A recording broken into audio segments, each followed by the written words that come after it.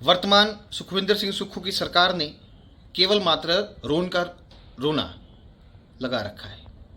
आप देखिए, लोन को ये भारतीय जनता पार्टी के पाले में किस प्रकार फेंकने का प्रयास कर रहे हैं। आप देखिए, पिछले फाइनेंशियल ईयर की ये बात कर रहे हैं और पिछले फाइनेंशियल ईयर का लोन जो है ये भारतीय जनता पार्टी के पाले में फेंकने का प्रयास कर रहे हैं। हम बताना चाहेंगे कि सुखविंदर सिंह सुक्खू जी, आपने शपथ 11 दिसंबर 2022 को ली और पहला लोन जिसके बारे में आप बात कर रहे हैं कि ये भारतीय जनता पार्टी ने लिया है, आपने 19 जनवरी 2023 को लिया। कितना लोन लिया? 19 जनवरी 2023 को आपने 1500 करोड़ रुपए का लोन लिया, 16 फरवरी को 2000 करोड़ का लोन लिया, 16 मार्च को 1500 करोड़ का लोन लिया, 24 मार्च को 1700 करोड़ का लोन लिया। इसका कुल 6700 करोड़ का लोन जो है वो आपने पिछले फाइनेंशियल ईयर में सत्ता में आने के बाद लिया। हम आपसे निवेदन करते हैं कि जनता को गुमराह ना कीजिए और ये जो लोन आपने लिया है 6700 करोड़ का, इसको भारतीय जनता पार्टी के सर मंदने की आवश्यकता नहीं है। ये लोन आपने शपथ लेने के बाद लिया है और एक लोन तो आपने बीच में मार्च में 2 बार लिया है। तो क्या आपकी ये मंशा थी कि हम इतना लोन ले लेंगे और भारतीय जनता पार्टी के सर मंद देंगे? ऐसा नहीं है। आइए अब आगे चलते हैं।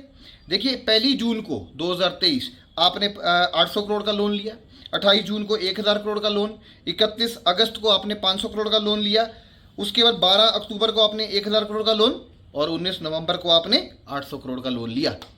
इसका कुल जो है 4100 करोड़ का बनता है। और अब देखिए, जब इन दोनों का जोड़ लगाएंगे तो आप जब से सत्ता में आए हैं आपने 10,800 करोड़ का लोन लिया है।